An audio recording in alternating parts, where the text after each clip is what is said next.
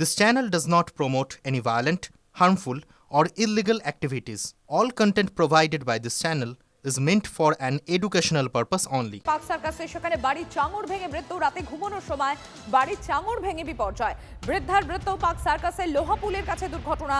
এক শিশুসহ 3 জন জখম হন। 40 বছরের পুরনো ওই বাড়িটিতে ভাড়া থাকতেন তারা। পুরনো বাড়ি রক্ষণাবেক্ষণ হয়নি বলেই অভিযোগ। প্রশ্ন পুরসভার নজরদারির।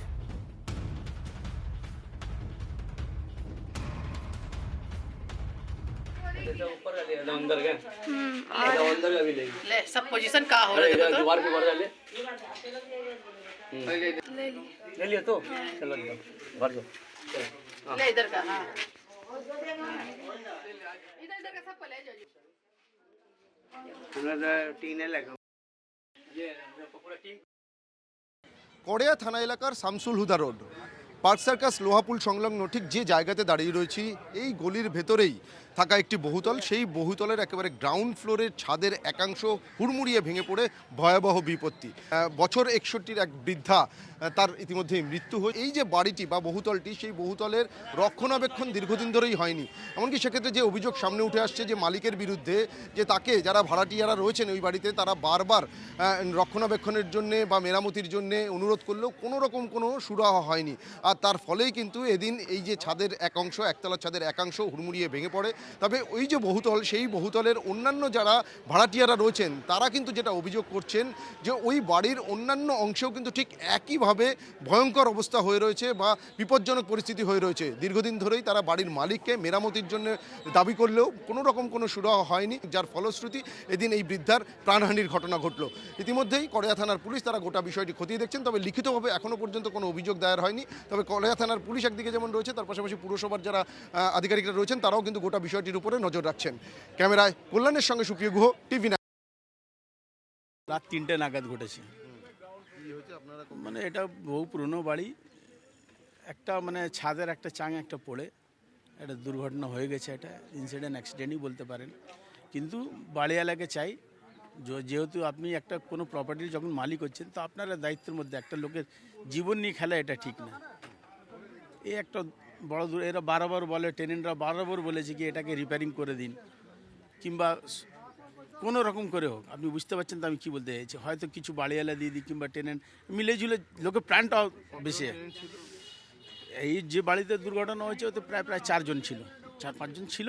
তার মধ্যে 3 জন, একজন মারা গেছেন। এই বাচ্চা মানে 10-12 বছর এরকম কিছু সামথিং কিছু হবে, তাকে লেগেছে, ওই নাকে লেগেছে আর এই দিকটা মাথার দিকে লেগেছে। একই ফ্যামিলির সবাই। চাকরিহারা অস্থায়ী কর্মীদের সঙ্গে স্থায়ী কর্মীদের হাতাহাতি। কৃষ্ণনগর পুরসভার বাইরে রীতিমতো রণক্ষেত্র। আজ পুরসভার অফিস খুলতেই সরগরম হয়ে ওঠে পরিস্থিতি। পুরকর্মীদের অফিসে ঢুকতে বাধা আন্দোলনকারীদের। গত 2 মাসে প্রায় 350 জন ঠিকাকর্মী ছাঁটাই হয়েছে। ছাঁটাইয়ের প্রতিবাদে 5 দিন ধরে পুরসভার গেটের বাইরে ধর্ণা। অবরোধ তুলতে গেলে পুলিশের সঙ্গে বাকবিতণ্ডা। আমরা নাগরিক না, আমরা কি বাংলাদেশী না? লাইফটা তো শেষ হয়ে গেল। আমাদের লাইফটা কথা বলবেন না, আপনি বেশি কথা বলছেন, কিন্তু বেশি কথা বলছেন আপনি। বাংলাদেশে কথা করতে গেছে চলো এখানে রেকর্ডিং করো, সব রেকর্ডিং করো, রেকর্ডিং করো। একটা কথা আপনি বলছেন বেশি, কিন্তু আন্দোলনের নামে কিন্তু জঙ্গি বলা নিয়ে আসছেন। আপনাকে কিন্তু আপনাকে বলে দিচ্ছি কথাটা, আপনি কেন বাংলাদেশের কথাটা নিয়ে এলেন? বিতর্কিত কথা আপনি নিয়ে আসছেন কেন? রাস্তাটাকে এখান থেকে ভিড়টাকে সরিয়ে বাইরে নিয়ে গিয়ে নির্দিষ্ট জায়গায় যেখানে মাইকটা রাখা আছে না, এখানে ভেতরে বসে আছে, বাইরে যান। ঠিক আছে, অসুস্থ হয়ে গেছে, আমাদের অ্যাম্বুলেন্স রয়েছে, মেডিকেল টিম আমাদের হসপিটালে পাঠিয়ে দেবো। যিনি অসুস্থ হবেন তার এখানে বসে তো তার চিকিৎসা হবে না, চিকিৎসার জন্য হসপিটালে যেতে হবে। আমরা গাড়ি করে হসপিটালে পাঠিয়ে দেবো।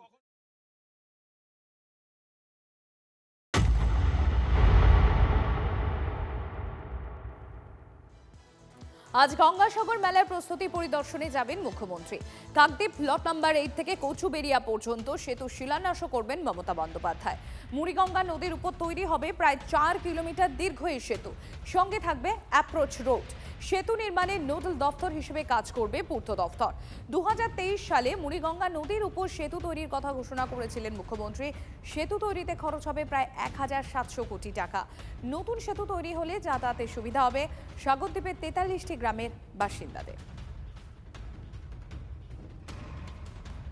সব তীর্থ বারবার, গঙ্গাসাগর একবার। প্রচুর মানুষ স্নান করছেন এবং ইতিমধ্যেই তারা এখানে স্নান করার পরে তারা চলে যাচ্ছেন কপিল মুনির আশ্রমে এবং সেখানে তারা পুজো দিচ্ছেন।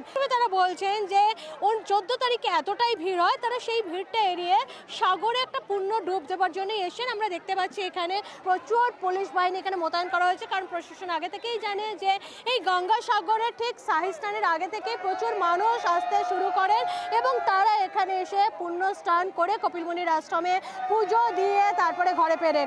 আর আমরা এই মুহূর্তে দেখতে পাচ্ছি যে যারা এসছেন বেশিরভাগই কিন্তু বলতে গেলে প্রায় অন্য রাজ্য থেকে এসছেন এবং তারা এখানে সেই স্থায়ী স্নান সেরে নিচ্ছেন, অর্থাৎ শাহী স্নানের মকর সংক্রান্তির আগেই কিন্তু তারা স্নান সেরে কপিল মুনির আশ্রমে পুজো দিচ্ছেন। ক্যামেরায় সুদেবের সাথে দীক্ষা, TV9 বাংলা, গঙ্গাসাগর।